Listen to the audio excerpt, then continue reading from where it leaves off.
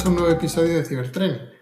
Hoy vamos a hablar de la fascinante historia de los sistemas de señalización, desde sus inicios en el siglo XIX hasta los sistemas puramente automatizados que tenemos hoy en día. Por lo tanto, vamos a dejar un poco de lado la parte puramente de ciberseguridad para centrarnos en esta parte ferroviaria. Si vienes del ámbito ferroviario, seguramente mucho de lo que voy a contar ya lo sepas, pero para la mayoría de la gente, incluso para aquella que coge el tren a diario, estos sistemas pueden ser unos grandes desconocidos. Por lo tanto, creo que es interesante que les echemos un vistazo.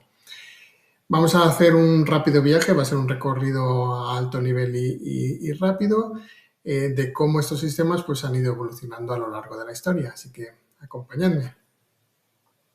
Desde el siglo XIX, siendo los ferrocarriles parte de la columna vertebral de la revolución industrial, la seguridad se convirtió en un desafío constante. Obviamente no la ciberseguridad, sino la seguridad de las personas, de los vehículos, de las mercancías que se transportaban. Para evitar colisiones se empleaban personas que se situaban en las vías cada cierta distancia y que indicaban mediante señales manuales a los conductores cuánto tiempo había pasado desde la circulación del último tren. De esta manera podía el conductor pues, saber si tenía que reducir la velocidad, si tenía que pararse o si podía seguir de una manera más o menos segura. Este método tenía limitaciones porque no tenían manera de saber si el tren se había detenido poco después de haber pasado por ese punto de control manual. Por lo tanto, se podían y se daban circunstancias en las que había colisiones debido a esto.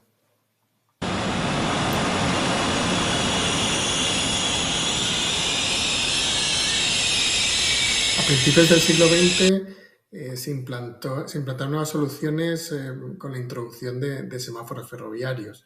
Pero la gran innovación realmente fue la llegada primero del telégrafo y luego del teléfono, cuando se hizo posible realmente enviar mensajes desde la distancia para confirmar si un tren había pasado o si un tren todavía no había llegado, garantizando así la seguridad en las vías, en esos bloques. De esta manera, un jefe de estación pues, podía llamar a la siguiente estación o al siguiente puesto de control para verificar si el tren ya había salido desde esa estación antes de permitir que un nuevo tren entrara en el mismo tramo de vía.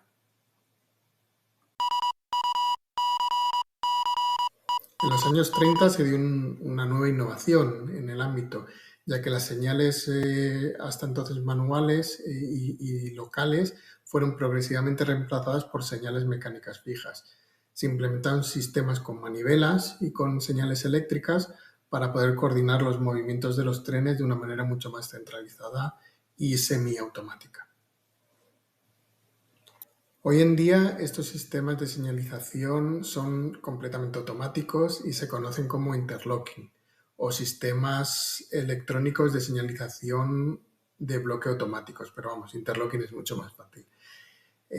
¿Cómo funcionan estos sistemas? Pues al final la presencia de un tren en un bloque de vía se detecta mediante la electrificación de las vías. Se hace circular corriente por las vías y cuando un tren entra en el bloque, pues lo que produce es un cortocircuito al circular la corriente a través de los ejes de las ruedas del tren y pues hacer el circuito eléctrico mucho más corto. Es un cortocircuito que se detecta y que es lo que hace cambiar el semáforo de verde a rojo. Otra manera de implementar este tipo de control automático es contando los ejes. Lo que se hace es contar cuántos ejes, cuántas parejas de ruedas de un tren están entrando en un determinado bloque y se cuentan cuántas están saliendo. Entonces no se libera el bloque, no se da semáforo verde hasta que todos los ejes que se han contado entrando se cuenten también saliendo. Esto es importante pues para evitar al final que quede algún vagón, por ejemplo, descolgado atrás que pueda ser peligroso para el siguiente tren que entre en el bloque. Desde el principio de los años 80, los sistemas de señalización se han vuelto más seguros con la aparición de lo que se conoce como el ATP o el Automatic Train Protection. Básicamente se trata de un sistema auxiliar que lo que hace es mandarle señales dentro de la cabina al propio conductor, pues si pasa de la velocidad permitida o si está cerca de saltarse o se está saltando un semáforo en rojo. Si el conductor no reacciona a tiempo, estos sistemas lo que hacen es aplicar de una manera automática el freno en el tren.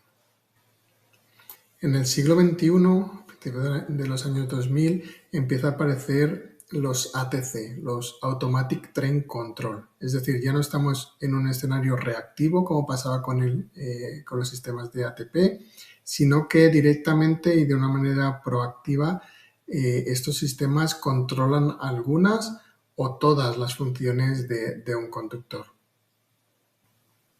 En los casos más extremos, cuando el ATC implementa todas las funciones del conductor, pues es cuando nos encontramos en los escenarios de trenes autónomos o trenes sin conductor, que realmente se conducen de una manera completamente automatizada. Hasta llegar ahí hay diferentes niveles, diferentes grados de automatización en los que pues podemos tener, por ejemplo, al conductor supervisando que todo vaya bien, pero sin actuar o estando en la cabina simplemente para actuar en el caso que sea estrictamente necesario, pues porque se ha dado un problema en el que la automatización no puede gestionar de manera adecuada. Si hablamos de sistemas de señalización, se tiene que hablar también de la estandarización. Y aquí cabe diferenciar entre lo que nos encontramos en sistemas metropolitanos, como pueden ser metros, tranvías, etcétera, y lo que nos encontramos pues, en infraestructuras ferroviarias de media distancia, larga distancia o incluso internacional. En el caso de infraestructuras metropolitanas, realmente no existe la estandarización, sino que cada fabricante desarrolla los sistemas de señalización de una manera independiente.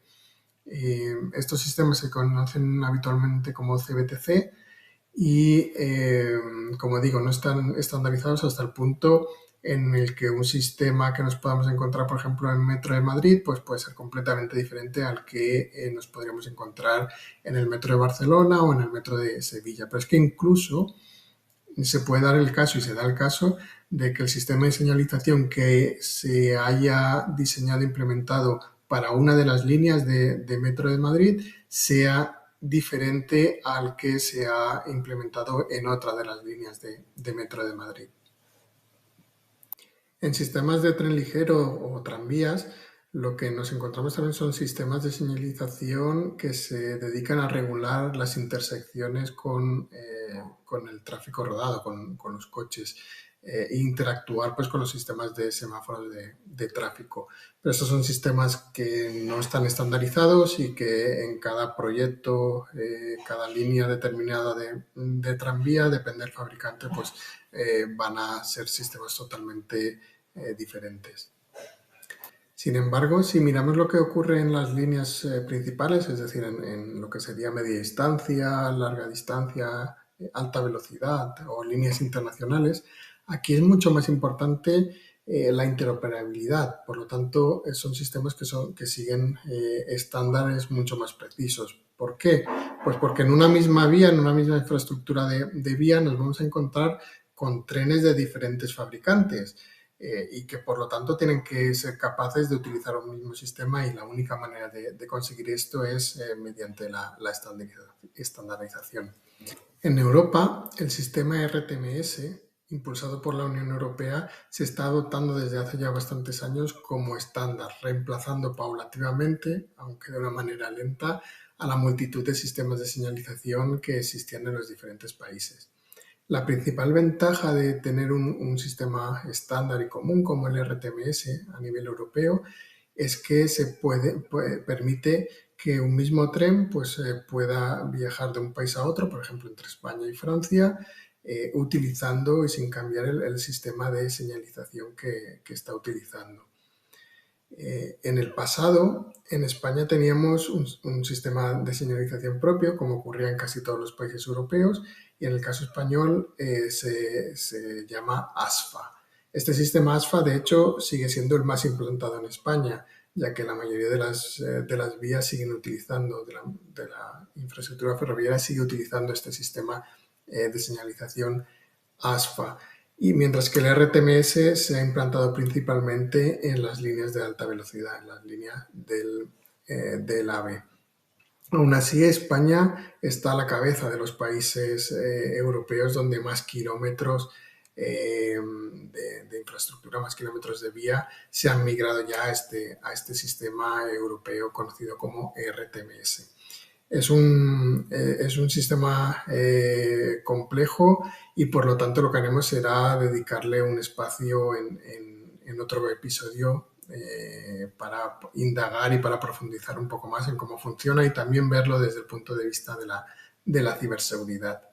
Y luego en Estados Unidos existe un equivalente, aunque es una implementación completamente diferente, pero el propósito es el mismo, que se conoce como PTC, como Positive Train Control.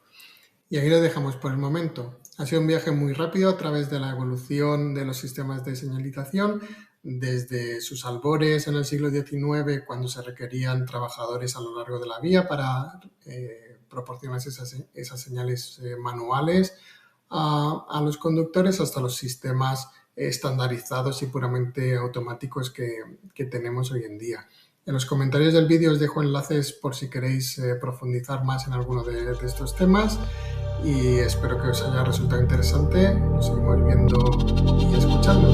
Hasta pronto.